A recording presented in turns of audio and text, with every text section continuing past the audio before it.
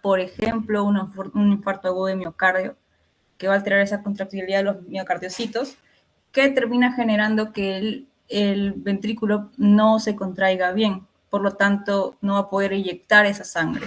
Y si no la puede eyectar, se queda todo el volumen de sangre en el ventrículo, o sea, habría una sobrecarga de volumen. Y el ventrículo se vendría a dilatar, lo que se conoce como el corazón dilatado, ¿no? O una hipertrofia excéntrica. Ahora, todo esto va a generar que justamente como no puede contraerse, habrá una disminución de la frecuencia de eyección del ventrículo izquierdo. Ahora, si recuerdan bien la fórmula, es la que nos va a guiar bastante en la fisiopatología, la del gasto cardíaco. Igual en la siguiente diapositiva vamos a enfocarla más a fondo. Y bueno, otra causa es el aumento de la poscarga, por ejemplo, una hipertensión arterial crónica, ¿no? Que genera una mayor resistencia de la arteria aorta para que el ventrículo izquierdo pueda eyectar la sangre. Entonces, si hay una mayor resistencia, va a haber una sobrecarga de presión en el ventrículo izquierdo, lo que va a generar que tengan que hacer más fuerza, por lo tanto el corazón se va a hipertrofiar de manera concéntrica. Y si se hipertrofia de manera concéntrica, disminuye el llenado del ventrículo izquierdo, hay menor espacio para que entre la sangre, provocando una insuficiencia cardíaca diastólica, en consecuencia. Diastólica y en el caso de la contractilidad, la sistólica. Pero ambas terminan en el evento fundamental, que es la disminución del gasto cardíaco. ¿Por qué? Porque disminuye el volumen sistólico. No, si disminuye el volumen sistólico, disminuye el gasto cardíaco, por la formulita. Entonces, esta disminución del gasto cardíaco es la que nos produce todos los síntomas que conocemos. Ahora, ¿cómo funciona esto? Por ejemplo, va a liberar endotelinas de parte del endotelio de los vasos, se va a activar el sistema de renina-angiotensina aldosterona ante la disminución de la volemia, se va a activar los receptores periféricos, y bueno, que esto genera una activación del sistema nervioso simpático, generando todo ello una vasoconstricción periférica. Y esa vasoconstricción, al igual que el mismo disminución del gasto cardíaco, genera una hipoperfusión tisular, que ya en su consecuencia genera acidosis, una disminución del flujo renal, etc. Y también esta disminución del gasto cardíaco genera alteraciones a nivel de los mismos ventrículos, que ya venía mencionando, ¿no? Las hipertrofias, sea excéntrica o concéntrica, y el aumento de esa presión retrógrada que genera que la sangre no pueda pasar adecuadamente, no puede eyectarse adecuadamente. Por ejemplo, si es a nivel del ventrículo izquierdo, genera una congestión pulmonar, y si es a nivel del ventrículo derecho, genera una congestión sistémica, y de ahí vienen los síntomas. Esta es la formulita, lo que tienen que recordar para toda su vida como cultura general, porque siempre les van a preguntar la fórmula de la presión arterial, que es gasto cardíaco por resistencia vascular periférica, y el gasto cardíaco es frecuencia cardíaca por volumen sistólico. Bueno, más de puesto, pero puede ser por. Ahora, tienen que recordar qué factores influyen en el cambio de estos elementos, ¿no? Como el volumen sistólico, que es importantísimo. O de la resistencia vascular periférica también. En el caso de la resistencia vascular periférica, bueno, hay una formulita que le coloqué aquí, que básicamente depende de la longitud o el calibre de las arterias sobre el radio de la misma, ¿no? Por eso es que el radio vendría a ser inversamente proporcional a la resistencia. Una pequeña variación del radio genera una enorme variación en la resistencia vascular periférica. O sea, si una vasoconstricción o vasodilatación influye mucho en la resistencia. Con respecto al volumen sistólico, va a depender de tres factores principalmente: la precarga, la contractibilidad ventricular y la poscarga. La precarga va a depender de todos estos elementos: la distensibilidad, la contractibilidad, el retorno venoso, pero quiero que recuerden sobre todo la ley de Frank-Starling, que va a afectar a la volemia, que básicamente nos dice que al haber un mayor estiramiento del músculo cardíaco durante el llenado ventricular, en este caso sería la precarga, va a haber una mayor fuerza de la contracción y el volumen de sangre expulsado. Entonces, básicamente esto nos han preguntado y nos pueden preguntar, que la ley de Frank-Starling influye en la precarga, que influye en el volumen sistólico de manera directamente proporcional. Ahora, la contractilidad ventricular, que ya conocemos, le influye el sistema nervioso autónomo, específicamente el simpático. Y en el caso de la poscarga, también influye la resistencia, pero también la geometría ventricular, y con esto hablo de la ley de Laplace, que básicamente relaciona la presión con la tensión y el radio de una víscera hueca. O sea, el espacio que hay dentro del ventrículo es muy importante. y por eso es que aumenta o disminuye la poscarga, y en este caso afecta inversamente proporcional al volumen sistólico.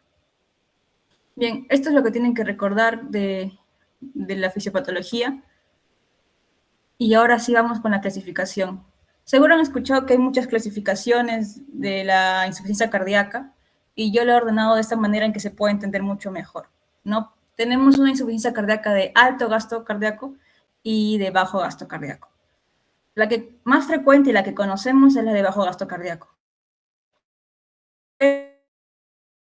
Hay la de alto gasto cardíaco, que sería algo menos común, que ocurre cuando hay una vasodilatación masiva que genera una disminución de la resistencia vascular periférica. ¿En qué casos puede ocurrir esto? Por ejemplo, en una sepsis, en un déficit de tiamina o beriberi, en una tirotoxicosis, en el mismo embarazo, en una enfermedad de Payet. Básicamente, esta disminución de la resistencia vascular periférica va a generar también una disminución de la presión arterial, por lo cual se activan los vasoreceptores que aumentan la actividad del sistema nervioso simpático, generando que aumente la frecuencia cardíaca, también generando que aumente el volumen sistólico, y todo eso fortalece que se mantenga elevada el gasto cardíaco. Y con respecto ya a la insuficiencia bajo gasto cardíaco, se va a dividir entre si es del lado izquierdo o del lado derecho. Del lado izquierdo o del lado derecho igual se van a dividir entre si es sistólica o diastólica, como ya les expliqué anteriormente. Entonces, la más frecuente es que sea de bajo gasto y del lado izquierdo. Y en el caso de la derecha, su causa más frecuente básicamente es la misma insuficiencia cardíaca del lado izquierdo, de manera retrógrada genera una insuficiencia cardíaca derecha, o ya llamada congestiva o global. Pero si te hablan de la causa más frecuente aislada de insuficiencia cardíaca derecha, vendría a ser la hipertensión pulmonar, que también ha sido pregunta de examen. Y bueno, con respecto a las causas más frecuentes de una insuficiencia cardíaca izquierda, sistólica, vendría a ser el infarto o miocardio, porque se afecta a la contractibilidad, o por ejemplo una miocardiopatía dilatada, que terminan en una reducción de la fracción de eyección del ventrículo izquierdo, ¿no? Una IC con FEBI reducida, que también es una clasificación actual que nos va a importar para el tratamiento de la insuficiencia cardíaca. Y en el caso de la insuficiencia cardíaca diastólica, la más frecuente, como les mencionaba, es la hipertensión arterial crónica, pero también otras patologías que aumentan la resistencia, como la estenosis aórtica, o aumentan la postcarga, mejor dicho. Y en este caso, se mantiene la fracción de eyección ventrículo izquierdo porque, como les mencioné, el corazón se hipertrofia concéntricamente para tener más fuerza de eyectar la sangre. Por eso es que se preserva la eyección. Sin embargo, hay menor espacio para que el volumen sanguíneo llegue. Por eso igual disminuye el gasto cardíaco. Bien, entonces continuamos con la clínica. La clínica va a depender si es del lado izquierdo o del lado derecho. El lado izquierdo, como les mencionaba, su fisiopatología es el aumento de la presión capilar pulmonar, lo que genera una congestión pulmonar. Entonces, todos los síntomas y los signos van a venir de la congestión pulmonar. Fatiga, astenia, confusión, oliguria también por el bajo gasto cardíaco, disnea, ortopnea, edema pulmonar, disnea paroxística nocturna o el asma cardíaca finalmente. Y en el examen físico, ¿qué podemos encontrar? Bueno, por el edema pulmonar, exertores vivasales, el latido cardíaco desplazado por la misma hipertrofia que hay del ventrículo o de la dilatación. Vamos a encontrar el ritmo de galope, S3, S4, y bueno, frialdad y palidez distal. En el caso de la IC derecha, tenemos que es por un aumento de la presión venosa central ya, o sea que hay una congestión sistémica, entonces vamos a tener síntomas de congestión dependiendo del órgano, ¿no? Si es hepática, dolor abdominal, ictericia, o por ejemplo, también hay la gastropatía congestiva. Y en el examen físico, por ejemplo, hay distensión venosa yugular, el signo de Kussmaul, hepatomegalia, citis, reflujo hepatoyugular, derrame pleural o edema periférico con fobia. Ahora, en los exámenes diagnósticos, bueno, como pueden ver, las referencias me he enfocado en la guía de la American Heart Association y la guía española, la ESC, pero me he dado cuenta que coinciden bastante con la guía de salud, así que no hay ningún problema con usar cualquiera de ellas. Igual las he colocado ambas. Vemos cómo son un poco más minuciosos con la parte de detectar a los pacientes desde la atención primaria, ¿no? Con los factores de riesgo en la parte bueno, en Perú. Una buena anamnesis, un buen examen físico, exámenes complementarios, y se enfocan también en la clasificación funcional. Y a estas de la AST que también la clasifican igual, pero son un poco más directas con ello. Entonces comenzamos. ¿Qué exámenes diagnósticos tenemos que pedir? Primero la clínica siempre, ¿no? Y conocemos a los criterios de Framingham, que son muy preguntados también. Se van a dividir en criterios mayores y criterios menores. Los criterios mayores hay una pequeña hemotecnia desprecia, que, bueno, cada letrita nos dice, ¿no? Una disnea paroxística nocturna, que es pregunta de examen, edema agudo de pulmón, S3, S4, pérdida de peso, reflujo hepatoyugular, estertores crepitantes, cardiomegalia, regurgitación yugular y aumento de la presión venosa central. Entonces, recordarlos porque nos pueden preguntar. En el caso de los menores, la pneumotecnia es TDHA, T2, taquicardia, tos nocturna, D3, disnea, derrame y disminución de la capacidad vital, H, hepatomegalia y A, de aumento de líquido de miembros inferiores o edema periférico. Y para hacer el diagnóstico clínico necesitamos 2 criterios mayores o un mayor y 2 menores. Y ya otro examen diagnóstico que tenemos que solicitar son los péptidos natriuréticos, ¿no?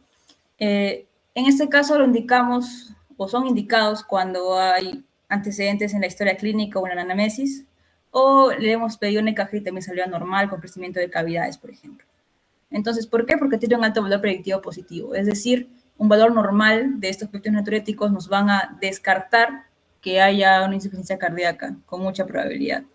Y nos sirven tanto para el diagnóstico como para el pronóstico. Ahora, tenemos que recordar que la insuficiencia cardíaca no es la única patología que nos va a elevar los péptidos natriuréticos, sino que hay otras patologías cardíacas, sea como una cardiopatía isquémica, una miocarditis, por ejemplo, o causas no cardíacas, como simplemente la edad avanzada, un ACV isquémico o una falla renal. Y también pueden estar falsamente disminuidos en pacientes con obesidad, por eso siempre hay que individualizar el resultado.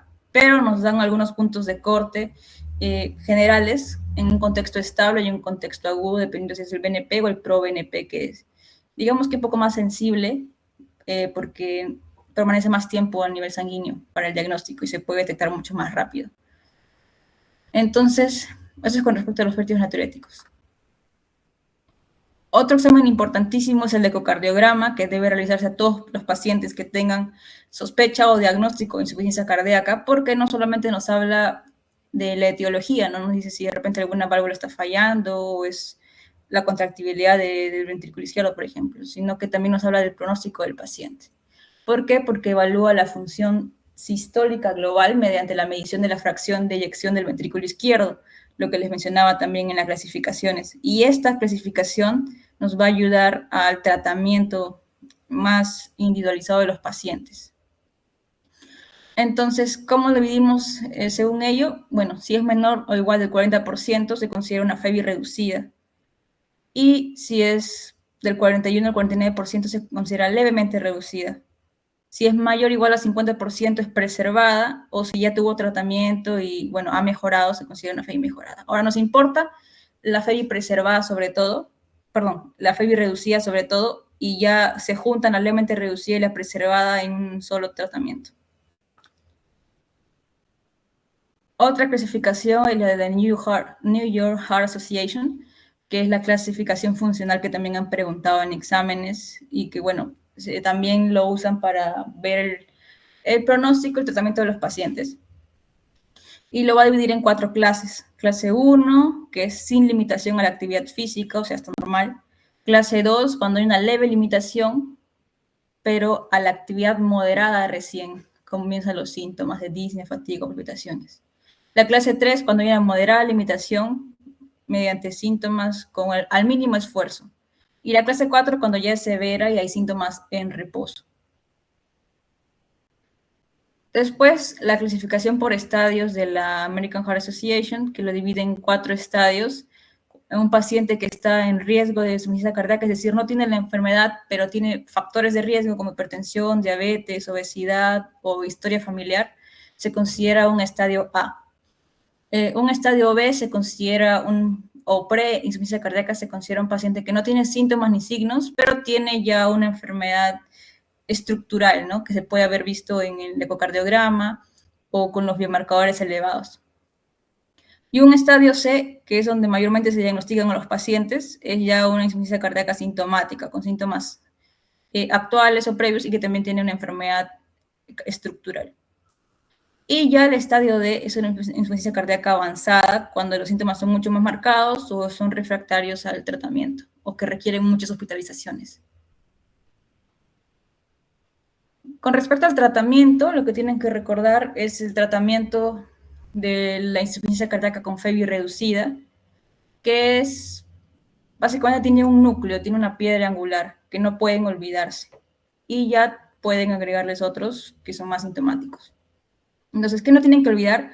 Que sí o sí tenemos que darle al paciente sea un YECA o ARA2 o un ARNI, ¿no? Un antagonista de receptor de neprisilina y angiotensina, que esos son los nuevos que han salido y que incluso se recomiendan como terapia de primera línea cuando el paciente no responde a la triple terapia que le vamos a dar.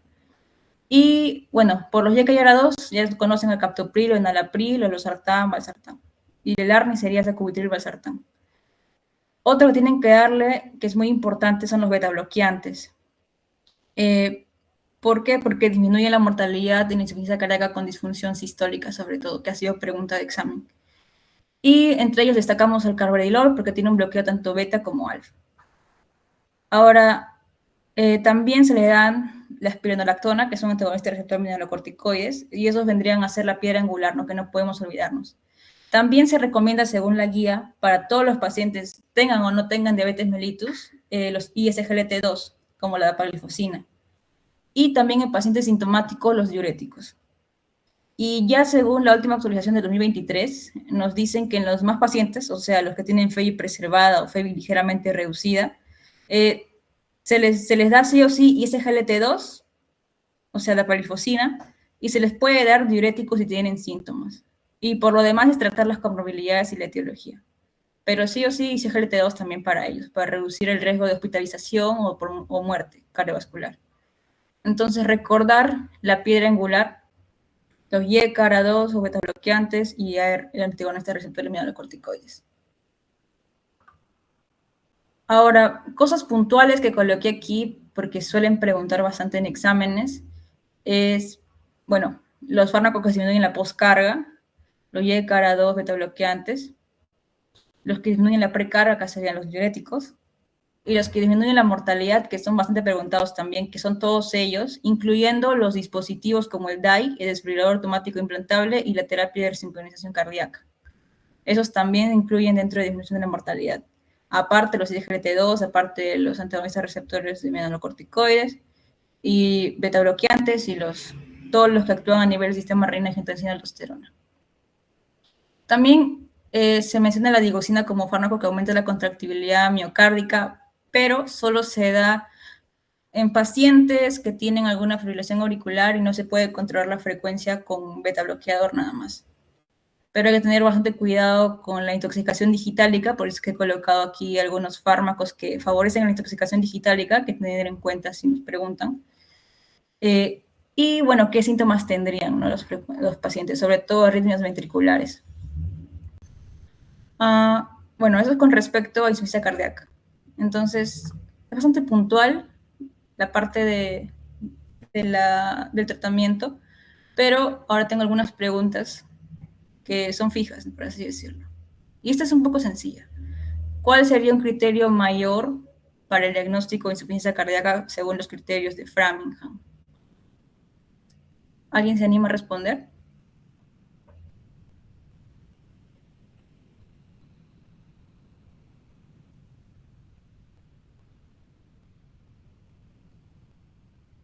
Si se acuerdan de la memotecnia desprecia o la memotecnia que ustedes tengan, ¿no?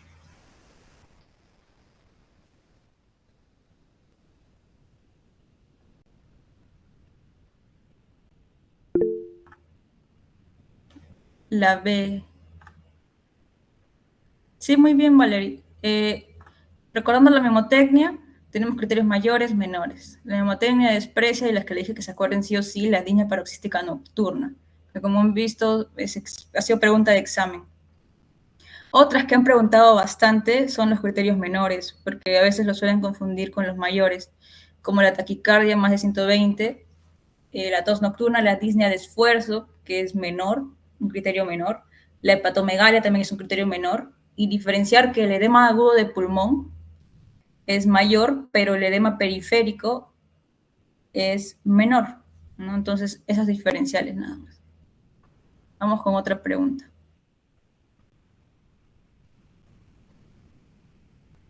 Esta es una pregunta, bueno, sobre la clasificación funcional según la New York Heart Association. A ver si se acuerdan, eran 4 clases nada más. Hay una pregunta, bueno, una clave trampa, ¿no? Que nos dice 5. Pero básicamente la pregunta nos dice, mujer de 65 años con diagnóstico de falla cardíaca, desde hace 3 meses, presenta disnea y dolor precordial a pequeños esfuerzos, por lo que permanece en reposo.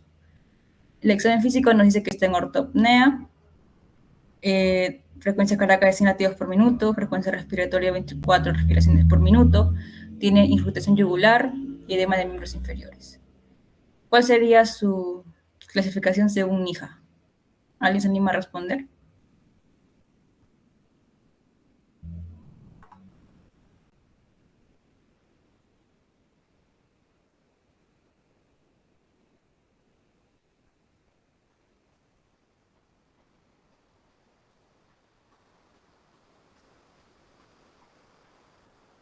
Teníamos, ¿no? Si era asintomático, si era leve limitación, moderada limitación y severa limitación. Entonces, eh, bueno, básicamente, cuando era moderada limitación, tenemos que tenía síntomas al mínimo esfuerzo. Y en este caso nos dice que tiene síntomas al pequeños esfuerzos, por lo que permanece en reposo. Entonces, tener cuidado cuando nos dice permanece en reposo, porque eso no quiere decir que tenga síntomas en reposo. Y eso es lo que lo diferencia de la clase 4, que tiene síntomas en reposo, sino que este es clase 3, que no puede hacer mucho esfuerzo.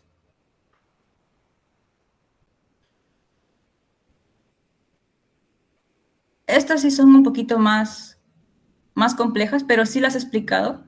Estas son del MIR, pero tienen que ver sobre todo con el tratamiento que les explique, ¿no? La piedra angular del tratamiento y cuáles son los fármacos que actúan en la disminución de la mortalidad. Entonces, primero con la de la izquierda, nos dice que es un varón de 70 años con antecedentes de hipertensión arterial y dislipidemia, que consulta a su médico de familia tras ingreso reciente por insuficiencia cardíaca. Actualmente se encuentra asintomático en tratamiento con enalapril, un IECA, con furosemida, un diurético y atorvastatina, y ácido acetilsalicílico, ¿no? Su aspirina. Okay. Y en la exploración física se observa una frecuencia cardíaca de 78 latidos por minuto, que está bien, sin signos de insuficiencia cardíaca. En el ecocardiograma realizado durante el esfuerzo se observa una hipertrofia ventricular izquierda y una fracción de eyección del 30%. Ok, es una insuficiencia cardíaca o un FEBI reducido, ¿no? Por lo cual tenemos que orientarnos al tratamiento completo. Entonces, tiene un YECA, tiene un diurético, ¿y qué nos faltaría agregarle en este paciente? ¿Alguien se anima a responder?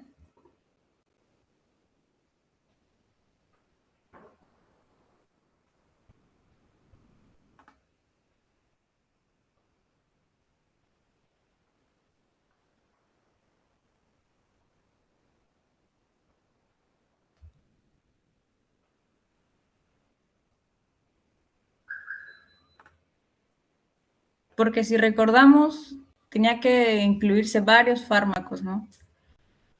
Sea un YECA, un ARA2 o un ARNI, que sí lo tiene. Su ISGLT2, que bueno, no lo tiene, pero tampoco está en las claves. 4, ningún cambio de la medicación. Ok. Mm, te diría que sí, pero recuerde que hay un núcleo que no puede faltar, una piedra angular que no puede faltar. O sea, uno, sí, O sea, aparte del YCARA2, tienes que darle su beta bloqueante porque disminuye la mortalidad en pacientes con disfunción sistólica, y su antagonista receptor de mineralocorticoides, ¿no? Su espironolactona. Esos tres no pueden faltar, y bueno, también ahora la guía nos dice que el ISGLT2 tiene que darse a todos los pacientes. Pero en este caso, probablemente es una pregunta antigua, la clave sería el bisoprolol, ¿no? Añadir bisoprolol. Y bueno, vamos a la otra pregunta. Todas las siguientes terapias han demostrado aumentar la supervivencia en el tratamiento de la insuficiencia cardíaca con fracción de eyección del ventrículo izquierdo deprimida, excepto una. ¿Cuál es la que no tiene relación con la disminución en la mortalidad o en el aumento de la supervivencia?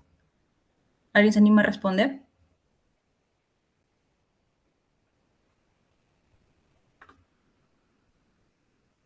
Dos. Sí, la digoxina, ¿no? Porque no estaba dentro, sino se puede agregar en casos en los que no se controle con betabloqueantes la arritmia, pero no estaba dentro de los que disminuyen la mortalidad, ¿no? Esos eran YECA, ORA2, Warni, betabloqueadores, los antagonistas de mineralocorticoides, ISGLT2 y los dispositivos, sea como el DAI o la terapia de resincronización. Entonces, ahí no puse las claves. Bueno, con la cala es de bisoprolol, la 1, y acá es 2, digoxina. Bien, ahora sí pasamos con el tema de valvulopatías. Primero comenzando con un poco de fisiología cardiovascular, porque quiero que entiendan que la apertura o el cierre de las válvulas no es un hecho activo, por así decirlo, sino que es todo un juego de presiones. Tiene que ver con una gradiente de presión. Entonces, para ello tienen que recordar su diagrama de Wiggers, que relaciona las presiones, que sea en la aorta o en el ventrículo, que con su pulso venoso, su EKG, sus ruidos cardíacos y su ciclo cardíaco como tal. O sea, relaciona todo. Y eso es lo que quiero que les ayude a entender todas estas patologías, ¿no? Y en qué fase, dónde se encuentra y por qué ocurre todo esto. Entonces, para ello tienen que organizar su fase de ciclo cardíaco de esta manera, ¿no? Diástole, sístole, diástole. Y así coincide con el diagrama de Wiggers. Entonces, comenzando con la diástole, básicamente es el llenado ventricular. Y este llenado ventricular es de tres maneras. Puede ser rápido, pero pasivo, o sea, de mayor presión o menor presión, porque la aurícula, en este caso que está aquí, se está llenando con sangre que viene, en el caso de la izquierda, de las venas pulmonares, en el caso de la derecha, de la vena cava superior y la vena cava inferior, y el seno venoso. Entonces, toda esta sangre que llega y que está acumulándose en la aurícula tiene que pasar a los ventrículos. Y como hay mayor presión en las aurículas, se abren las válvulas auriculoventriculares, ¿no? Que están abiertas y está viendo un llenado ventricular. Entonces, bueno, luego ese llenado rápido por la gran diferencia de presión se va haciendo más lento, que es la diástase, sigue siendo pasivo. Y finalmente, toda esa sangre que va quedando, que ya sí llega a ser poquita, tiene que, como sea, llegar al ventrículo. Entonces ocurre la sístole o patada o contracción auricular, ¿no? Que es el llenado activo. Y justamente aquí, si les suena, acá se produciría el cuarto ruido cardíaco, el cuarto, que es patológico siempre, y en el llenado rápido se produciría el tercer ruido cardíaco, que no siempre es patológico, ¿no? A veces es fisiológico. Y bueno, hasta este punto ya toda la presión de la aurícula ha pasado al ventrículo, entonces se va a cerrar las válvulas en la contracción y seguramente se cierran las válvulas auriculoventriculares. En este punto están cerradas todas, tanto las embrionales como las auriculoventriculares, que podemos ver aquí también. Justamente en ese cierre de las válvulas auriculoventriculares tenemos que recordar que siempre el corazón izquierdo maneja presiones mayores al corazón derecho, ¿no? Porque, bueno, uno es sistémica y otro es pulmonar. Entonces, siempre hay una que se cierra primero, en este caso la mitral. Y tienen que recordar eso porque lo mismo pasa con las embrionales, ¿no? Primero se cierra la aórtica y luego se cierra la pulmonar. Y eso es importante porque hay patologías en las que esto se puede invertir y hay que aprender a reconocerlo. Y bueno, luego cuando ya la diferencia en las presiones en los ventrículos es mucho mayor que, por ejemplo, en la aorta, se abren estas válvulas semilunares y ocurre la eyección, ¿no? La eyección del ventricular. Y bueno, acá ocurriría lo que se conoce como el complejo QRS, por ejemplo, en el electrocardiograma, y acá en llenado ventricular lo que es la onda P. Y ya mientras la presión de la aorta o del tronco pulmonar van siendo mayores a los ventrículos, se va a cerrar. Y esto ocurre en la relajación isovolumétrica, ¿no? Que es la otra fase de la diástole y que básicamente representa la onda T en el electrocardiograma. Y bueno, es importante que recuerden estas fases del ciclo cardíaco, cómo se relacionan, los ruidos cardíacos, cuándo se abren y cuándo se cierran. Bien, eso es con respecto a esta parte. Ahora sí vamos a introducirnos en los conceptos ya de valvulopatías. Básicamente recordar, ¿no?, que puede ocurrir una estenosis o una insuficiencia. Ahora también, antes de eso, recordemos que acá lo que auscultamos son soplos, ¿no? Y un soplo básicamente es el paso turbulento de la sangre. Entonces, este soplo puede ser sistólico o diastólico, como ya vimos en el ciclo cardíaco. Entonces, acá para ubicarnos mejor, cuando ocultamos un soplo sistólico, cuando está entre el loop y el dup. Loop, ¿no? Esos son los ruidos cardíacos, el primero y el segundo. Y un soplo sistólico se encontraría justamente aquí, ¿no? En todo lo que es la sístole, que incluye contracción isovolumétrica y todo el periodo de eyección. Ahora, puede ser proto, meso o tele, ¿no? Puede ocurrir al inicio, al medio o al final. Y un soplo diastólico ocurriría luego del segundo ruido cardíaco, no todo en la fase de la diástole, que incluye todo lo que es el llenado, la relajación isovolumétrica. Y también puede ser proto, meso o tele. Ok, ahora sí que esto está claro, estenosis. La estenosis básicamente nos dice que la válvula no abre bien. Si no abre bien, la sangre no sale bien. Y si no sale bien la sangre, se está quedando dentro, ¿no? Si se está quedando, está haciendo mayor presión en el ventrículo, por ejemplo. Entonces, habría una sobrecarga de presión. Si recordamos un poco de la fisiopatología de la insuficiencia cardíaca también, esa sobrecarga de presión termina generando una hipertrofia concéntrica, ¿no? Porque el corazón tiene que hacer más fuerza para eyectar la sangre. O sea, hay un aumento de la poscarga. Y recordar también que esto es un proceso crónico siempre, a diferencia de la insuficiencia que puede ser aguda. Y bueno, entonces esto termina generando también un crecimiento parcial. Por ejemplo, si es en las aurículas y digamos que la válvula auriculoventricular, para que pase de aurícula al ventrículo no esté estenosada, igual, ¿no? La sangre se queda en la aurícula y esta se va dilatando parcialmente.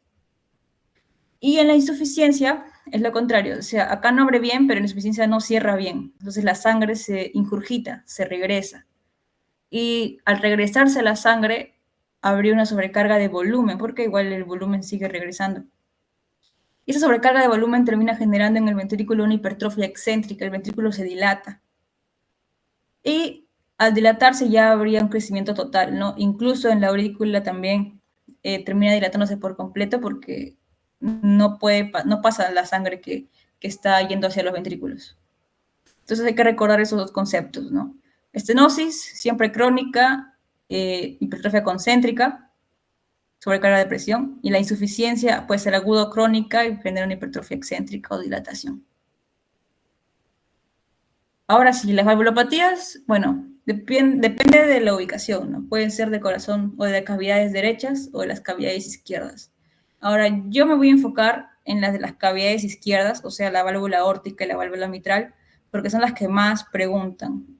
Y bueno, igual he colocado las etiologías más frecuentes de la válvula tricuspide y pulmonar, sin embargo, me voy a enfocar en las del corazón izquierdo.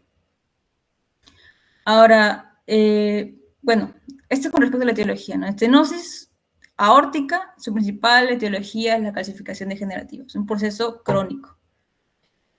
La insuficiencia puede ser aguda o crónica. En la insuficiencia aórtica, aguda puede ser por una endocarditis infecciosa o por una disección aórtica, y la crónica, que es más frecuente, puede ser por una válvula aórtica bicúspide, o sea, algo congénito, o también puede ser algo degenerativo por una calcificación, o en menos frecuencia, la fiebre reumática. Donde sí quiero que recuerden a la fiebre reumática como principal agente es en la estenosis mitral. Ahí sí es la fiebre reumática, la mayoría de veces la causa. Y en el caso de insuficiencia mitral, puede ser también aguda o crónica. La aguda, bueno, puede ser por un infarto que rompa los músculos papilares o las cuerdas tendinosas, o una endocarditis infecciosa, o un prolapso de la válvula mitral, que ahora les voy a explicar también. Y la crónica puede ser también por una fiebre reumática. Incluso a veces hay doble lesión mitral, ¿no? Entonces no es como insuficiencia. O también por una calcificación degenerativa o una micropedia dilatada. Pero si hablamos de válvula mitral, mayormente es fiebre reumática. Estenosis mitral. Entonces, acá nos enfocamos sobre todo en las características del soplo, porque eso es lo que nos van a preguntar. Nos van a describir un paciente con su clínica, que también es importante, y el soplo. Ahora, esta clasificación, según leve, moderada, severa, se aplica para la mayoría de las valvulopatías, no exactamente a todas con la misma medición del diámetro de apertura o cierre, pero es general. Si es leve es porque es mayor o igual a 1.5 centímetros cuadrados, la estenosis, moderada a 1 a 1.5 y severa menor a 1 centímetro cuadrado. Con respecto a la clínica, es progresiva en este caso la estenosis mitral. Primero, haber una estenosis y un aumento en la presión, ¿no? Hay una sobrecarga de presión, lo que termina generando un aumento de volumen de la aurícula derecha, en este caso. Lo que puede generar arritmias, entre las más frecuentes es la fibrilación auricular, que genera embolismos sistémicos. Por eso hay una triada también, disnea, hemoptisis, embolismos sistémicos, o sea, síntomas de congestión pulmonar con embolismos sistémicos. Nos orientamos a descartar una etiología mitral, ¿no? Y si tiene antecedentes de fiebre reumática, sobre todo más. Y también, al crecer la aurícula derecha, puede comprimir estructuras vecinas. Si comprime al nervio laríngeo recurrente izquierdo, se produce el signo de Horner, o también llamado síndrome cardiovocal, ¿no? Porque genera una disfonía o ronquera persistente en la persona. Bueno, retrógradamente termina generando también una congestión pulmonar, que genera una hipertensión pulmonar, con sus síntomas, ¿no?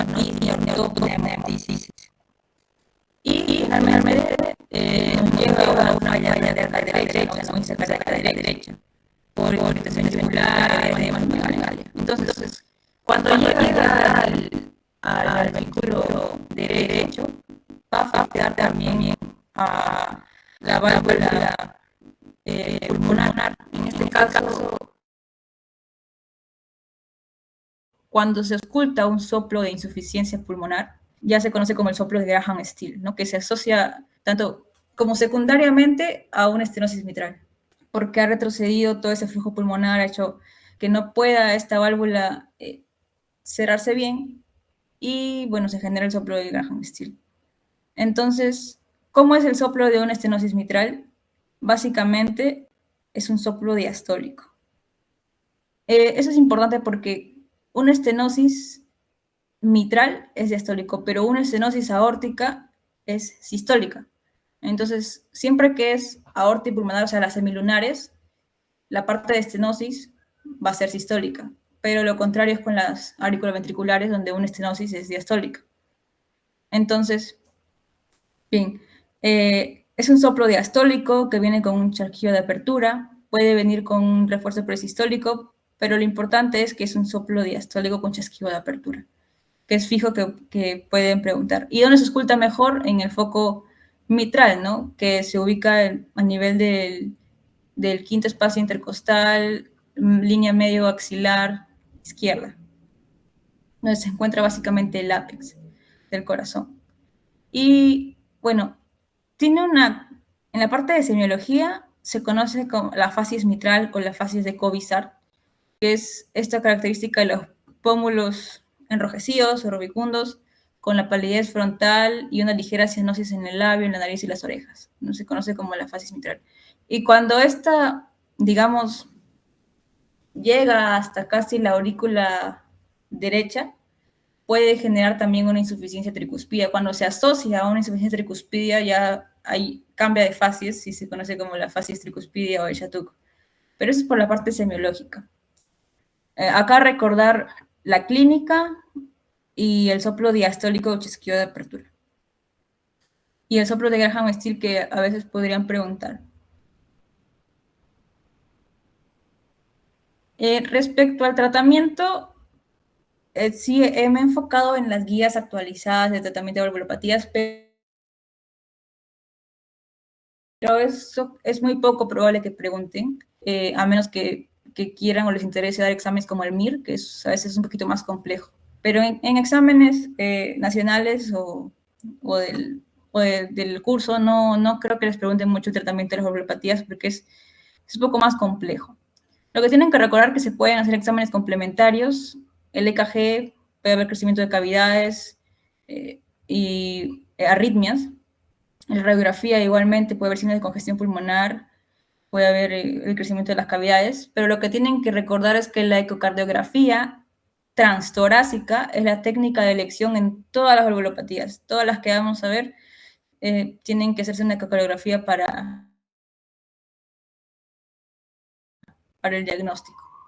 Y bueno, transtorácica como primera elección, si hay duda puede pasar a transesofágica o incluso una resonancia magnética. Ahora, el tratamiento, en este caso primero es médico, que consiste en aliviar los síntomas de insuficiencia cardíaca, pero también, como les mencionaba, estos pacientes cuando llegan al estadio moderado a grave suelen hacerse o suelen presentar arritmias como la fibrilación auricular. Entonces hay que tenerlos en anticoagulación y se prefiere los antagonistas de vitamina K, o sea, la warfarina, más que los nuevos anticoagulantes como el riboxaban, porque ha demostrado mayor eficacia la warfarina. Y también, bueno, enfocarnos en controlar la frecuencia cardíaca, la FA y en los síntomas. Ya luego, si la enfermedad sigue progresando, se realiza un procedimiento intervencionista, que sería la comisurotomía mitral percutánea, que tiene que tener ciertos criterios para poder realizarla, ¿no? Que haya una fusión comisural, que haya calcificación, o perdón, que no haya calcificación, o que sea, por ejemplo, una insuficiencia mitral que se asocia a una insuficiencia mitral sea leve y no muy significativa, y que no haya ningún tipo de trombo en la aurícula izquierda. Solo así se podría hacer esta comisurotomía. Y ya si no puede cumplir con estos criterios, se va por el reemplazo valvular con válvula protésica o biológica. Y ya, eso es con respecto a la estenosis mitral. La insuficiencia mitral, como es insuficiencia, puede ser aguda o crónica. Entonces, cuando hablamos de aguda, puede ser por endocardinitis, prolapso, infarto. Acá yo destaqué el prolapso de la válvula mitral porque podrían preguntar también. Es conocida como el síndrome de Barlow, más frecuentemente por una degeneración mixedematosa, que es idiopática, que genera la protrusión de una o ambas valvas de la válvula mitral hacia la aurícula izquierda. Entonces, ¿qué tienen que recordar aquí? O sea, son asintomáticos, pero cuando hacen síntomas pueden ser muy sintomáticos. Y el síntoma más frecuente es el dolor torácico atípico. Pero lo que tienen que recordar es que puede producir un clic mesosistólico y cuando, bueno, se asocia, porque el prolapso no necesariamente se asocia a insuficiencia mitral, sino que puede producir insuficiencia mitral, ya produce un soplo sistólico tardío. Y se conoce el prolapso mitral maligno cuando hay una muerte súbita por arritmias ventriculares. Ahora, lo que tienen que recordar es también ciertas maniobras que intensifican o disminuyen los soplos, sea de las cavidades derechas o izquierdas. Entonces, por ejemplo, la inspiración, que sabemos que disminuye la presión intratorácica, tiene que ver con el aumento de los soplos de las cavidades derechas y una disminución de los soplos de cavidades izquierdas. Y lo contrario, o sea, la maniobra de Valsalva, que es básicamente mantener la respiración y como que pujar, hace lo contrario, ¿no? Va a disminuir todos los soplos de insuficiencia aórtica, estenosis aórtica, mitral, pero acá lo importante es que la maniobra de Valsalva aumenta el soplo de una miocardopatía hipertrófica y del prolapso de la válvula mitral. Entonces, si podemos diferenciar esta patología, un paciente con un prolapso de válvula mitral, de otras patologías, podremos realizar la maniobra de Valsalva clínicamente y poder diferenciar. Eso es con respecto al prolapso de válvula mitral. Ahora, respecto a la clínica de insuficiencia mitral, bueno, son asintomáticos o hacen síntomas clínica de insuficiencia cardíaca congestiva. También pueden hacer fibrilación auricular, pero es menos frecuente que en la estenosis. Y la diferencia, como les decía, es el soplo. El soplo aquí es pansistólico u holosistólico. La diferencia del otro que era diastólico y que tenía su chasquido de apertura. En cambio, aquí es un soplo pansistólico y también genera desdoblamiento del segundo ruido. No paradójico, simplemente un desdoblamiento. Y puede haber un tercer ruido agregado. Con respecto ya al tratamiento, acá lo dividen entre si es una insuficiencia mitral primaria u orgánica o degenerativa, de una insuficiencia mitral secundaria o funcional. Primaria por prolapso, por endocarditis, por calcificación. Secundaria por cardiopatía isquémica o miocardiopatía dilatada. Entonces, ¿cuál es la diferencia? Que en la primaria se prefiere cirugía, una reparación mitral, y en la secundaria se prefiere un tratamiento médico porque tiene que ver más con el remodelamiento ventricular, más que con la misma válvula en sí.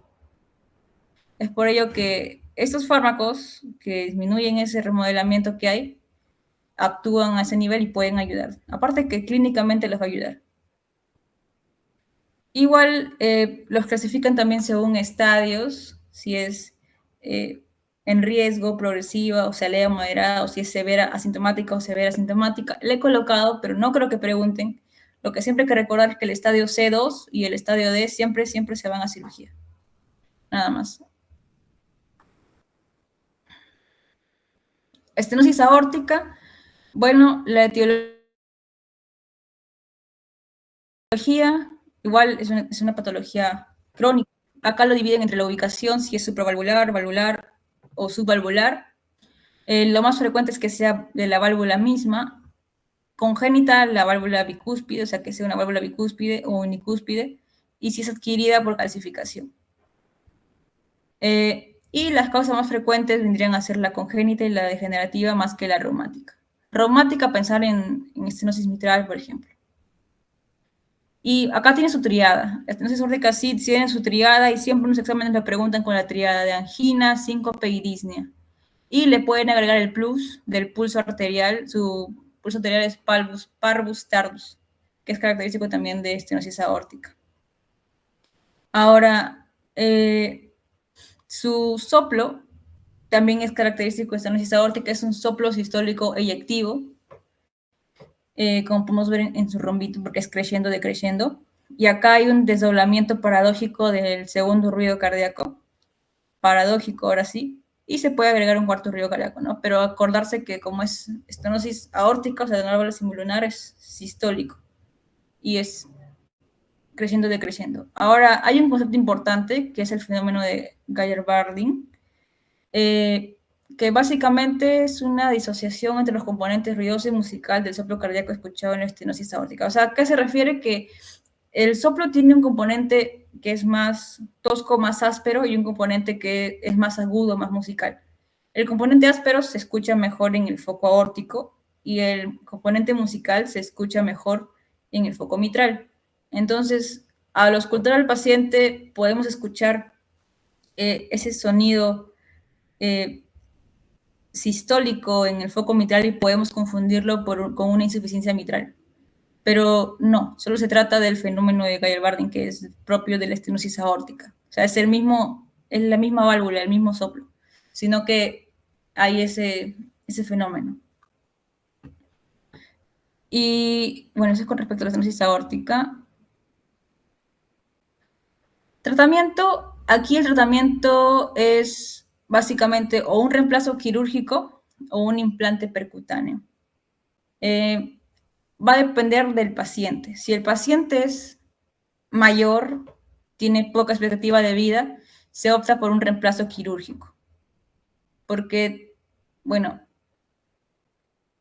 digamos que no dura tanto como el otro. Y si es un paciente joven, o al revés, si es un paciente mayor, el implante percutáneo, y si es un paciente joven, el reemplazo quirúrgico.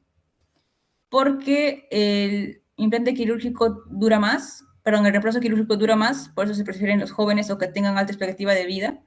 Y el implante percutáneo es menos invasivo, entonces también se prefiere en pacientes con bajo riesgo quirúrgico. Y eso preguntan sobre todo en el MIR, pero lo he colocado por si acaso para que tengan el dato, ¿no? A veces el punto de corte es 75 años más que 80, ponen mayores a 75 o menores a 75. Si es menor a 75 y tiene buena expectativa de vida, el implante percutáneo, perdón, el reemplazo quirúrgico. Y si es más de 75 con poca expectativa de vida, el implante percutáneo.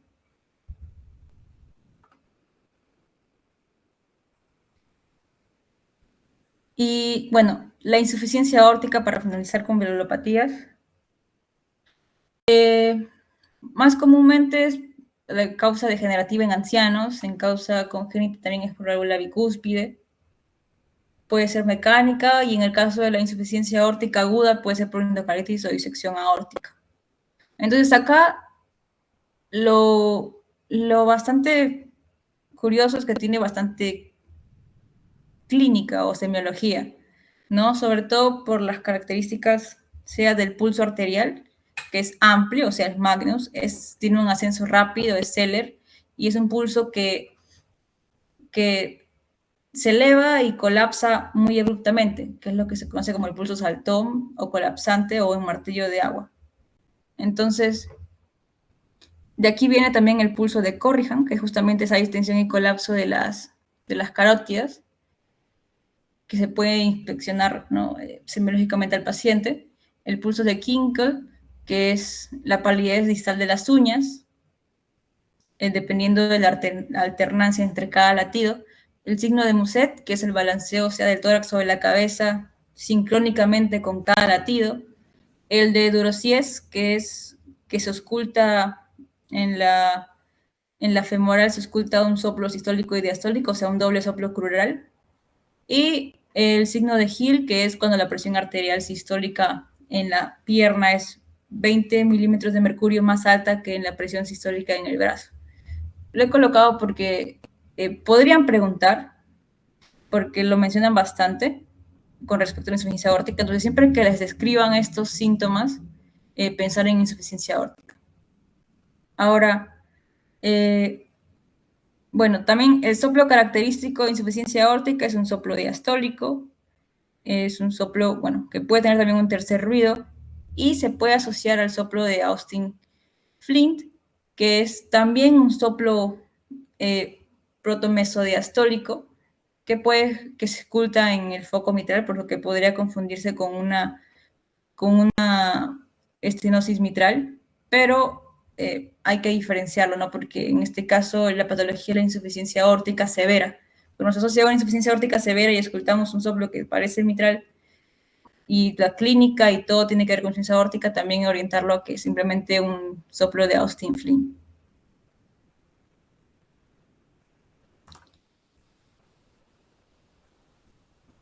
Ya con respecto al tratamiento, es similar al de la estenosis.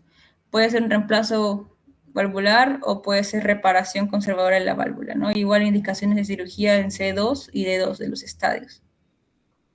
Entonces, ya pasemos a las preguntas que son bastante directas con respecto a la clínica.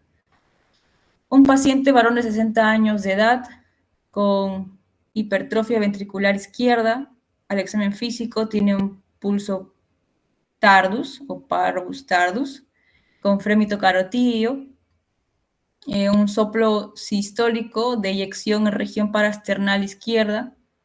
¿Cuál sería el diagnóstico más probable? ¿Alguien se anima a responder?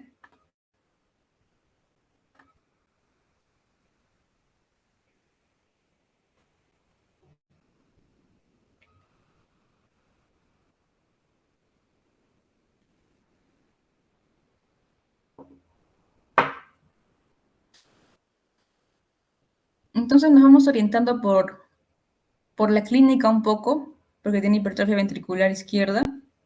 Entonces puedo pensar en que es un soplo que me está aumentando la poscarga, ¿no? Que me está generando más resistencia. Además tiene un pulso parvus tardus, que sí es característico también de una valvulopatía en especial, y el hecho de que sea un soplo sistólico de eyección. Acá lo que nos puede hacer dudar es que está en región paraesternal izquierda, ¿no? Y por eso hay que recordar los focos de auscultación.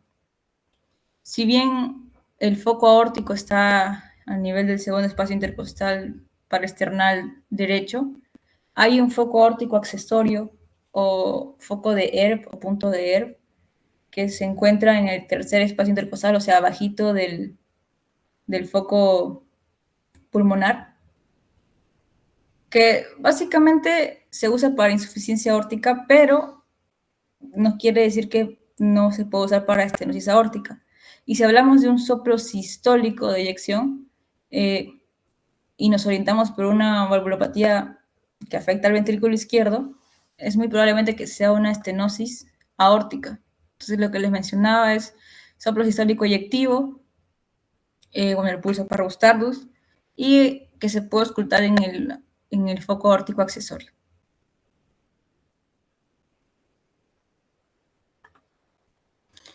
Tenemos la siguiente pregunta. Es un varón de 30 años que presenta disnea a medianos esfuerzos, una presión de 100/70. Se ausculta el primer ruido acentuado y segundo ruido acentuado en el foco pulmonar. Hay un chasquido de apertura durante la expiración y un retumbo diastólico en decúbito lateral izquierdo. Ok. Entonces, si la clínica o lo semiológico no me está ayudando mucho, sí o sí me enfoco en las características del soplo, ¿no? Porque es lo que más me va a orientar. ¿Alguien se anima a responder?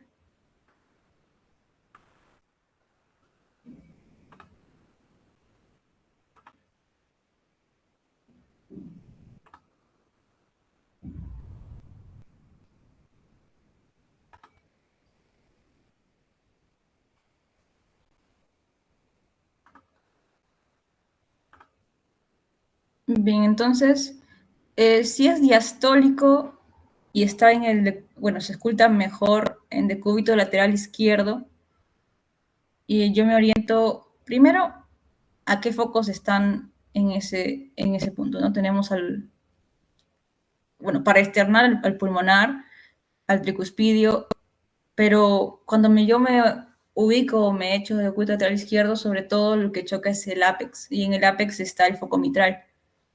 Ahora es diastólico. Diastólico en el foco mitral es insuficiencia, perdón, es estenosis mitral. Todo lo que es auriculoventricular, diastólico es estenosis, pero si es la válvula semilunar y aórtica pulmonar, es insuficiencia, si es diastólico. Entonces acá la clave sería una estenosis mitral, porque se oculta mejor en ese foco mitral. Me hablan de un chasquido de apertura y un soplo diastólico. Entonces, incluso me dicen también que hay un aumento, ¿no?, del primer ruido. Y bueno, ya tiene que ver con el estenosis mitral.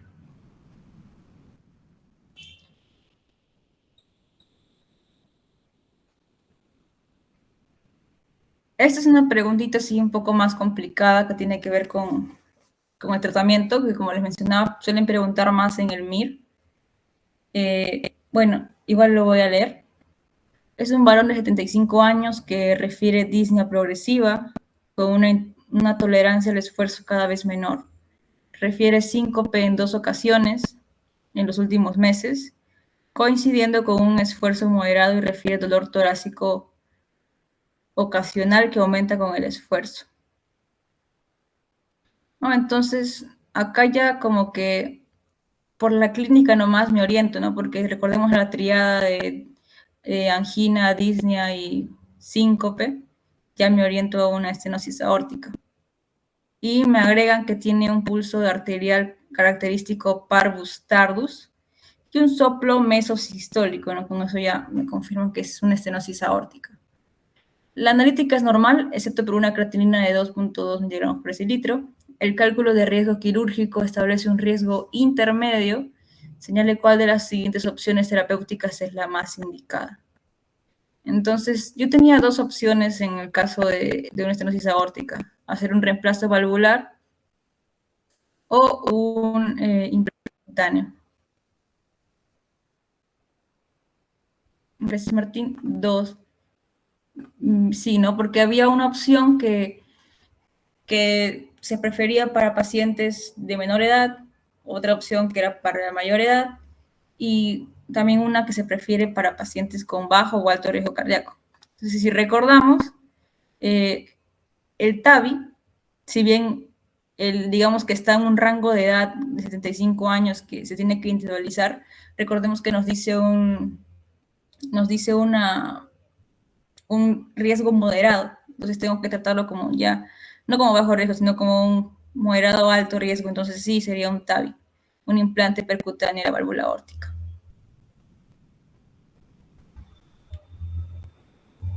Ahora sí, con el último tema, que es reanimación cardiopulmonar.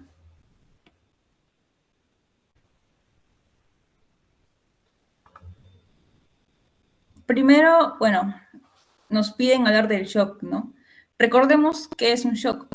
Un shock básicamente es un estado de hipoperfusión tisular, que básicamente nos genera un aporte inadecuado de oxígenos y nutrientes que terminan generando una disfunción celular y finalmente una falla orgánica. Entonces, los vamos a clasificar. Seguro han visto que a veces lo clasifican como que shock de bajo gasto y shock de alto gasto. Bueno, no es del todo correcto clasificarlo así. La parte de shock de bajo gasto, sí, perfecto, ¿no? Los conocidos. Pero el shock distributivo suelen asociarlo con shock de alto gasto cardíaco, pero no siempre es así.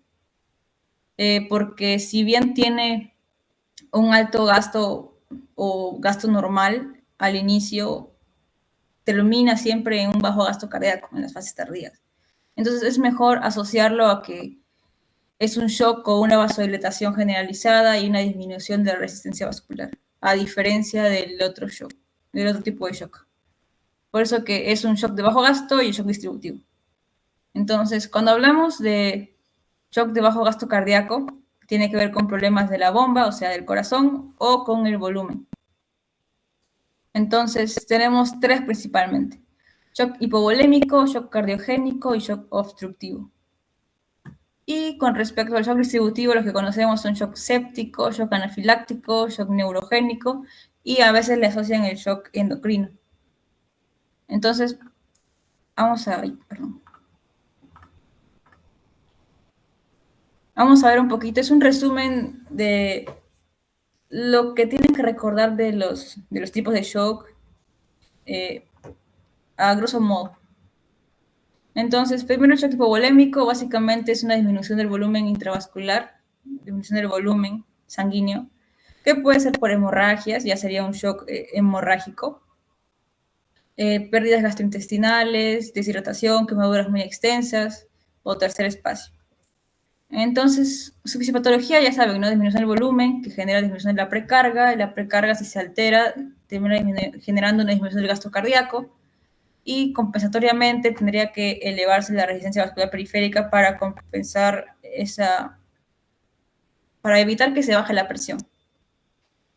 En la clínica, bueno, por lo mismo habría taquicardia, hipotensión, la piel fría, su llenado capilar mayor a 2 segundos, oliguria y sed, ¿no? Sobre todo porque es un shock hipovolémico, en disminución del volumen sanguíneo. Ya el cardiogénico es principalmente desde la bomba, por ejemplo, por un infarto agudo de miocardio extenso, una arritmia grave, una miocardiopatía o una valvulopatía muy severa. Aquí se afecta la contractibilidad del corazón, que también afecta el gasto cardíaco, como hemos visto en la fisiopatología de insuficiencia cardíaca, que terminan generando toda la fisiopatología, toda la clínica, ¿no? Hipotensión, congestión pulmonar, disnea, diaforesis. Algo característico de estos shocks de bajo gasto es que, bueno, tienen la piel fría, ¿no? Tienen el llenado capilar aumentado. Y ya depende si es cardiogénico, que, bueno, si es cardiogénico hay más congestión pulmonar, pero si es obstructivo, que básicamente no se puede inyectar la sangre del ventrículo izquierdo por un tromboembolismo pulmonar, un taponamiento cardíaco o un neumotórax de tensión, que son las más características, hay también una falla derecha. Entonces habría no solo hipotensión, sino irritación yugular, una disnea, bueno, en el caso de TEP, una disnea súbita, o en el caso de un neumotórax, una hipersonoría a la hora de la percusión. Y en el caso del shock distributivo, tenemos el shock séptico, que sabemos que es una respuesta inflamatoria sistémica ante una infección. Hay criterios de sepsis, que se sospeche o se confirme una infección, que tenga necesidad de vasopresores para mantener una presión arterial media mayor a 65, o que el lactato sea mayor a 2 milimoles por litro pese a los fluidos. Entonces, a diferencia de estos shocks que hay bajo gasto cardíaco, que hay un aumento de la resistencia vascular periférica, acá hay lo contrario, ¿no? Hay una vasodilatación intensa, por lo tanto hay una disminución de la resistencia vascular periférica. Y bueno, si hablamos o nos dicen en un caso clínico que hay un paciente que tenía fiebre o que está con hipotermia, nos orientamos bastante a un shock séptico. Y si la piel está caliente, sí o sí es un shock distributivo, ¿no? Porque en el shock de bajo gasto cardíaco todos tienen piel fría, sudoración. En cambio, los de shock distributivo tienen piel caliente e incluso pueden tener piel seca como el neurogénico, porque ahí está afectado el sistema nervioso autónomo. El shock anafiláctico sabemos que es una reacción de hipersensibilidad sistémica grave, ya sea fármacos, alimentos, picaduras de abejas, etc. Y acá ya, bueno, es toda una liberación masiva de mediadores proinflamatorios que también generan vasodilatación. Y bueno, la clínica depende mucho, ¿no? Urticaria, edema, broncoespasmo, edema laringio. Y el neurogénico, que es básicamente la pérdida del tono simpático por lesión del sistema nervioso central. Lo más común es que sea un trauma medular o, por ejemplo, posanestesia espinal o por un ACV extenso del tronco cefálico. Acá lo característico es que es el único shock que tiene bradicardia. A diferencia de los demás que compensatoriamente tienen taquicardia, aquí tiene bradicardia que es característica del shock neurogénico. Y tienen hipotensión y la piel caliente y seca, en este caso del neurogénico. Entonces, recordar ello. Igual, también les coloqué acá una tablita de los shocks con bajo gasto y distributivo respecto a los valores, ¿no? Recordemos, el gasto cardíaco no siempre está aumentado en los distributivos, sino que al inicio está aumentado normal y luego tardíamente está bajo, así que casi todos terminan con el gasto cardíaco bajo.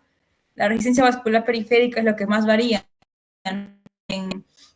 Los de bajo gasto cardíaco siempre está elevada y en el distributivo está bastante baja porque hay una vasodilatación masiva. La presión venosa central en el shock hipovolémico, bueno, está baja porque no hay sangre, no hay volumen sanguíneo. En el cardiogénico está aumentada y en el obstructivo también está aumentada, ¿no? Porque recuerda que ambos nos pueden generar síntomas de insuficiencia cardíaca por congestión. Y bueno, la temperatura de la piel es fría. En el caso del distributivo, la PVC puede estar normal o disminuida, pero lo más característico es que su piel está caliente y seca en el caso de neurogénico. Igual les coloqué algunos datitos aquí que han preguntado en exámenes, sobre todo bueno, datos que preguntan en exámenes clásicos de NAME Salud. Por ejemplo, un paciente gran quemado, causa más frecuente, shock hipovolémico. Causa de muerte más frecuente, shock hipovolémico. Shock más frecuente en niños, shock hipovolémico también. Tratamiento de un shock anafiláctico o adrenalina, ¿no? Son cosas, datitos rápidos para leer. Y bueno, y ahora sí vamos con reanimación cardiopulmonar, que es el último tema. Como tal, el RCP o la reanimación cardiopulmonar es un conjunto de maniobras que se destinan a restaurar la circulación espontánea, a mantener la perfusión cerebral, que es una de las cosas más importantes que siempre destacan, y preservar la oxigenación tisular durante un paro cardiorrespiratorio. ¿Y qué es un paro cardiorrespiratorio? Básicamente es el cese súbito de la actividad cardíaca, de la circulación y de la respiración funcional. Es por ello que hay una triada clínica de diagnóstico de un paciente con paro cardiorrespiratorio. Esa triada tiene que ver con un paciente que esté inconsciente y que no tenga respuesta, un paciente que tenga ausencia de una respiración efectiva o normal. Y resalto ello porque también hay, por ejemplo, una respiración agónica o el gasping, que puede presentarse en los primeros minutos del paro cardiorrespiratorio, pero que no es una respiración efectiva como tal, no es una respiración normal, por eso es que se sigue cumpliendo con la triada. Y la ausencia del pulso central, sea carotidio o femoral. Esa triada nos hace el diagnóstico de un paciente en paro cardiorrespiratorio. Y según la guía 2025 ya de la American Heart Association, la cadena de supervivencia que antes se dividía entre si es intra o extrahospitalaria se ha unificado en una sola, que es la que se puede ver aquí, que es primero siempre el reconocimiento y activación del sistema de emergencia, luego procedemos con el RCP de alta calidad, luego del tipo de ritmo que encontremos con el monitor o el DEA, desfibrilación o reanimación avanzada con, por ejemplo, adrenalina, y luego ya destacan también la atención post-paro cardíaco. Entonces, recordar que el tiempo es crucial en un paciente con paro cardiorrespiratorio, ¿no? Porque mientras más tiempo dilatamos, hay menor perfusión cerebral y coronaria. Entonces, sufren los miocardiocitos, sufren las células neuronales. Entonces, dos cosas importantes: después de 4 a 6 minutos sin perfusión inicia el daño cerebral irreversible, y que cada minuto sin desfibrilación disminuye la supervivencia de un 7 a un 10% en los pacientes con paro cardiorrespiratorio. Ahora sí, nos vamos a lo que es el RCP como tal. Comenzamos con un soporte vital básico, o sea, la reanimación de alta calidad, las compresiones efectivas, tienen que ver con el CAB, no el CAP. C de circulación, o sea, que tenemos que hacer de 100 a 120 compresiones por minuto, con una profundidad de 5 a 6 centímetros en adultos, ubicado a la mitad inferior del esternón, y siempre permitiendo la expansión completa entre cada compresión, y evitar las interrupciones, y si se puede, cambiar de reanimador cada 2 minutos. Entonces, recordar ello. Y luego tenemos que continuar con la vía aérea. Tenemos que abrir la vía aérea con la maniobra frente-mentón, si es que no hay sospecha de trauma cervical, y si vemos secreciones hay que aspirarlas. Y finalmente la B de breathing, tenemos que hacer ventilaciones efectivas que hagan o que podamos visualizar que se eleva el tórax, pero sin exagerar para no realizar una hiperventilación. Y recordar la relación 30-2, 30 compresiones, 2 ventilaciones. Han preguntado la relación, han preguntado el número de compresiones efectivas de 100 a 120 por minuto, y recordar la secuencia, ¿no? Y luego ya viene verificar los ritmos y ver si son desfibrilables o no desfibrilables. Entonces, una vez que tenemos a nuestro paciente ya diagnosticado con paro cardiorrespiratorio, tenemos que iniciar nuestra reanimación de alta calidad, ¿no? Nuestro RCP que ya hemos visto con la secuencia CAB. Y apenas tengamos acceso al DEA, al desfibrilador, lo conectamos y vamos a verificar si es un ritmo desfibrilable o no desfibrilable. ¿Cuáles son los ritmos desfibrilables? La fibrilación ventricular, que podemos ver aquí, y la taquicardia ventricular sin pulso. Diferencia entre estos dos, vemos que, bueno, ambos son taquicardias ventriculares, QRS ancho, pero podemos ver que su amplitud es más irregular en la fibrilación ventricular, es más feíto, ¿no? Eso lo diferencia de la taquicardia ventricular sin pulso e incluso lo diferencia de los ritmos no desfibrilables. Entonces recuerden sí o sí, fibrilación ventricular, todo lo que es ventricular es desfibrilable. Y todo lo que, bueno, es asistolia o actividad eléctrica sin pulso son los ritmos no desfibrilables. Importa bastante porque el manejo es diferente. Una vez que identificamos si es un ritmo desfibrilable o no desfibrilable, seguimos con el siguiente paso. En el caso de los desfibrilables, sería iniciar la descarga eléctrica. Y realizamos RCP por 2 minutos más. Una vez que hacemos RCP por 2 minutos más, volvemos a verificar si el ritmo es desfibrilable o no. Y si es desfibrilable, realizamos una descarga nuevamente. Y continuamos con su RCP de 2 minutos. Pero esta vez le agregamos adrenalina, 1 miligramo endovenoso o intraóseo, cada 3 a 5 minutos. Y debemos considerar una vía aérea avanzada como una intubación endotraqueal y conectarlo, ¿no? O sea, una capnografía. Ahora, volvemos a verificar el ritmo desfibrilable y si es desfibrilable, volvemos a hacer la descarga, hacemos RCP, pero en esta vez podemos agregarle amiodarona, que es lo que le sigue adrenalina, o como alternativa también está la lidocaína. Y también lo que tenemos que hacer sí o sí es tratar las causas reversibles, las 5H y las 5T que vamos a ver en la siguiente diapositiva. Pero ¿qué pasa si el ritmo es no desfibrilable? Continuamos con esta secuencia de acá. Si es no desfibrilable, lo que tenemos que hacer es adrenalina, igual, 1 miligramo endovenoso o intraóseo lo antes posible, y continuamos con la reanimación 2 minutos más. Verificamos si es un ritmo desfibrilable o no desfibrilable, y continuamos, ¿no? Si es no desfibrilable, continuamos con el RCP, la adrenalina cada 3 a 5 minutos, igual consideramos entubarlo o la capnografía y tratamos las causas reversibles que encontramos. Pero si se convierte eventualmente en un ritmo desfibrilable, nos vamos de regreso al punto 5, o sea, aquí, a la descarga y la reanimación de nuevo 2 minutos y la secuencia, ¿no? Igual les he colocado la misma guía traducida de la AJA al final de la presentación para que puedan verificarlo. Ese es un esquema que yo he elaborado para juntar todo.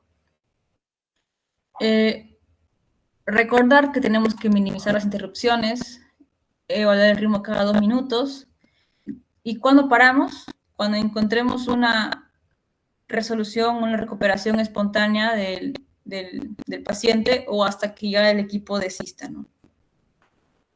Entonces, los últimos conceptos, causas reversibles de un paro cardiorrespiratorio, las 5Hs y las 5Ts, también preguntan bastante. H de hipovolemia, de hipoxia, de hidrogeniones o acidosis, hipo o hipercalemia, de hipotermia. Entonces, siempre tenemos que ir buscando estas causas, ¿no? Si es un paciente, bueno, no sé, con un shock, con unas quemaduras extensas, es un shock hipovolémico o hemorrágico, si es un paciente que ha estado o ha pasado por un cuadro de asfixia, si es un paciente que en su EKG podemos ver ondas T picudas, ya sospechamos de alteraciones electrolíticas, ¿no? Y en el caso de las 5Ts, taponamiento cardíaco, trombosis pulmonar, un TEP, trombosis coronaria, un infarto de miocardio, intoxicaciones o tóxicos, pensar en los antídotos, ¿no? Si sospecho de opioides, naloxona, sospecho de benzodiazepinas, flumazenilo, sospecho de antidepresivos tricíclicos, bicarbonato, o neumoterapias de atención.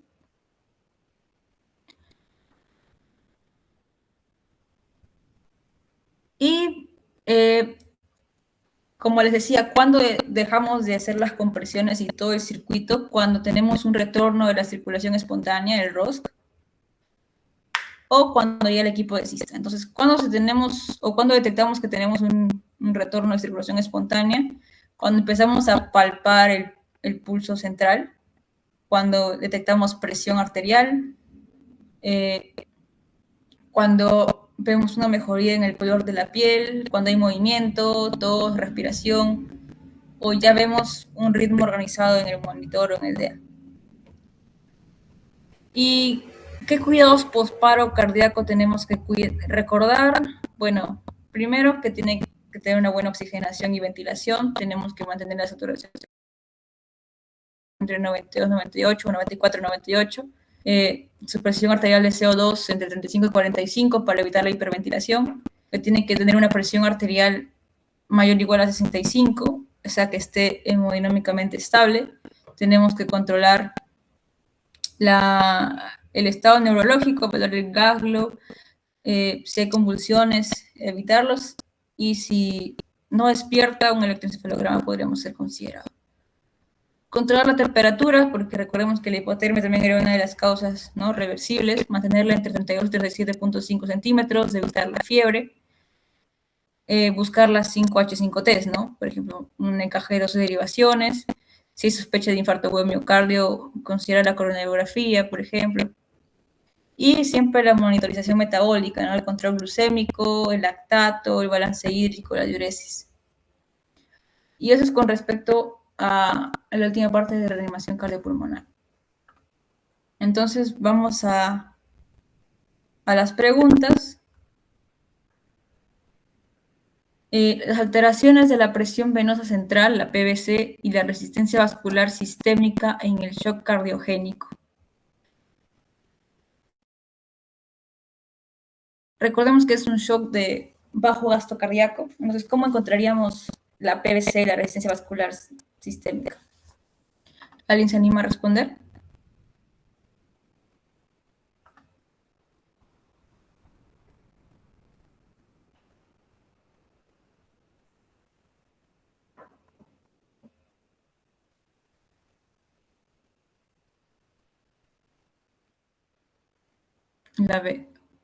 La PVC elevada y la resistencia vascular sistémica baja.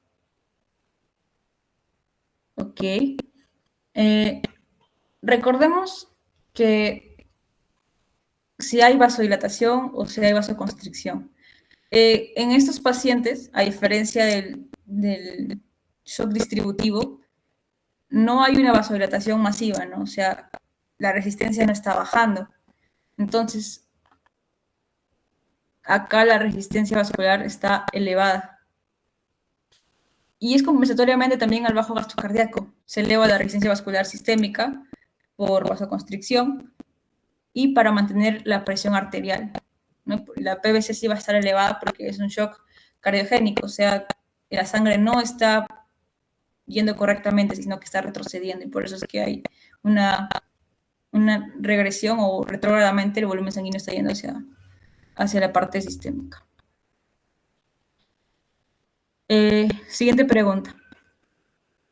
Paciente que acude a emergencia por accidente de tránsito trasladado por los bomberos. En el examen se encuentra una presión arterial de 100/70, un pulso rápido y filiforme, una piel fría, pálida, pegajosa, sed intensa, respiración rápida y adormecimiento. ¿Qué tipo de shock presenta el paciente?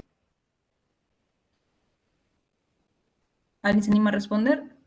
Bueno, acá nos orientamos bastante, ¿no? Simplemente primero diferenciamos si es distributivo o es de bajo gasto cardíaco. Una vez que nos orientamos si es de bajo gasto cardíaco o distributivo, vamos a ver los tipos de shock y sus características principales, ¿no?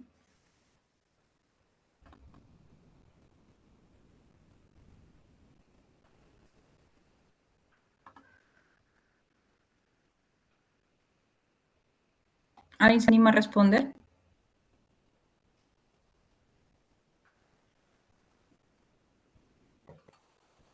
Nos dicen que tiene piel fría y pegajosa. Entonces, más nos vamos orientando o vamos descartando un shock distributivo, ¿no? Porque el distributivo siempre tenía piel caliente. Entonces, si nos dice piel fría, me oriento a a un shock de bajo gasto cardíaco. Ahora, ¿qué otro dato me están dando? Porque acá yo tengo hipovolémico, criogénico y obstructivo. Primero es un accidente de tránsito. Entonces, cardiogénico es poco probable, ¿no? Obstructivo, bueno, unos motores de atención podría ser. Pero ¿qué dato me están dando? Muy bien, Martín. Me están dando que tiene sed el paciente, ¿no? Entonces, esa sed intensa también es característica de un shock hipovolémico, porque está perdiendo mucho volumen sanguíneo. Bueno, asumiendo que es sanguíneo, ¿no? Bien, siguiente pregunta. Un albañil de 45 años es traído a urgencias tras caerse en bipedestación desde un andamio a 4 metros de altura. Las radiografías muestran aplastamiento de la cuarta vértebra lumbar y fracturas comminutas bilaterales de ambas extremidades distales de la tibia. 2 horas después inicia sudoración, hipotensión severa y bradicardia, que se va agravando. ¿Cuál es el diagnóstico más probable? ¿Alguien se anima a responder?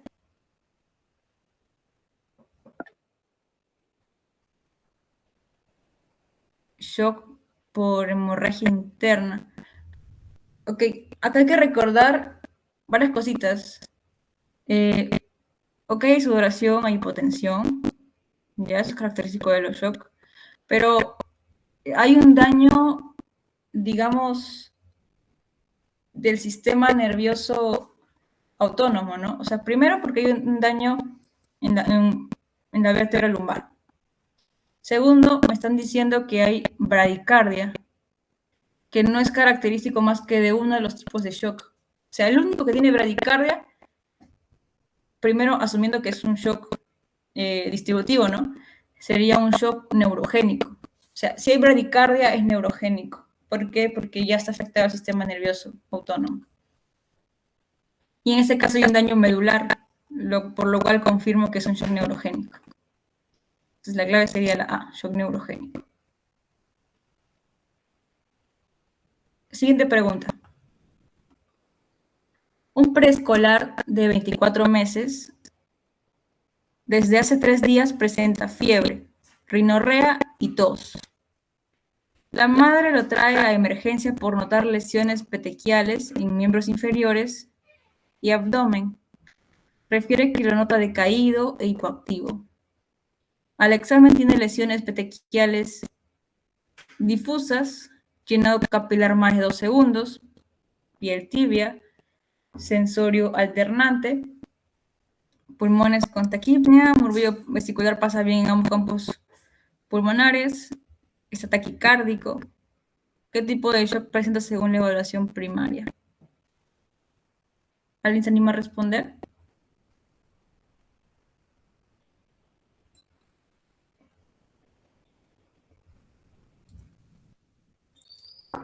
Bien, Martín. Sí, no, me dicen que la piel es tibia. Entonces, por ahí yo ya me enfoco a que sería un shock distributivo.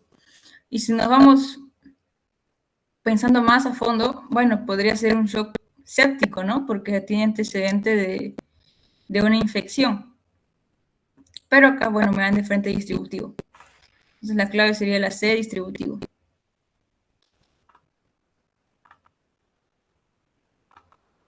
Acá tengo una pregunta ya de RCP. El anterior fue todo de shock. Entonces acá las 2 últimas preguntas para culminar. Mujer de 58 años, monitorizada en shock trauma por un infarto agudo de miocardio y BCT no elevado en evolución.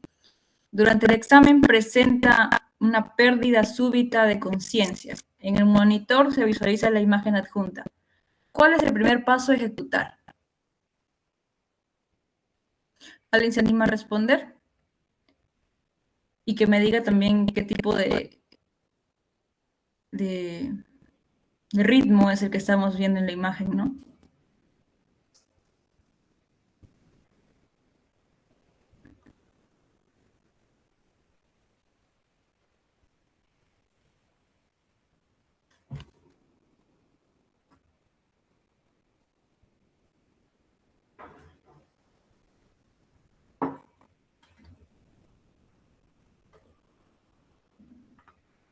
¿Alguien se anima, chicos?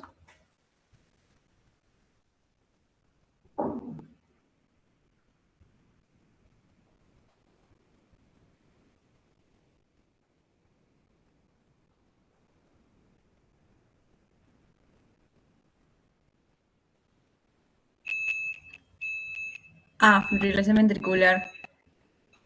Sí, muy bien, Martín. Justamente, bueno, primero es un ritmo desfibrilable.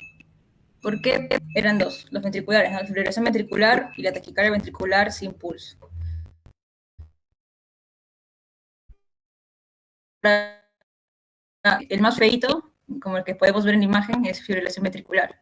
Entonces, ¿qué tenemos que hacer? Lo primero que hacer, bueno, identificamos al paciente, si es que no tenemos el DEA para de frente ver el ritmo, iniciamos reanimación, pero en este caso ya tenemos el monitor, entonces de frente lo primero que queríamos es realizar la descarga eléctrica antes de la reanimación. Entonces la clave es realizar descarga eléctrica. Y la última pregunta. Varón de 54 años que es ingresado a shock trauma refiriendo dolor torácico que irradia hacia el cuello y mandíbula y disnea. A los 45 minutos se desvanece, tiene apnea, se inicia RCP básico y se coloca oxígeno en el monitor cardíaco, se visualiza asistolia. En este momento, según el algoritmo actual, ¿cuál es la primera acción a seguir? Entonces, ya iniciamos RCP básico y vemos que se encuentra en asistolia. ¿Qué seguiría?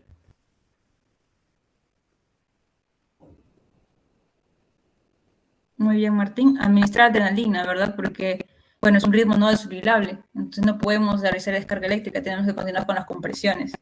Pero como recordemos el grafiquito, tenemos que iniciar lo antes posible adrenalina o 1 miligramo endovenoso, cada 3 a 5 minutos. Entonces la clave sería administrar adrenalina. Muy bien. Este es el anexo que les decía, esta es bueno, la imagen de la guía traducida, por si quieren leerlo. Acá igual yo coloco varias cositas en la presentación, pero igual les dejo por si quieren leerlo, casi todo resumido, ¿no? Y eso sería todo por este repaso, chicos. Muchas gracias a todos.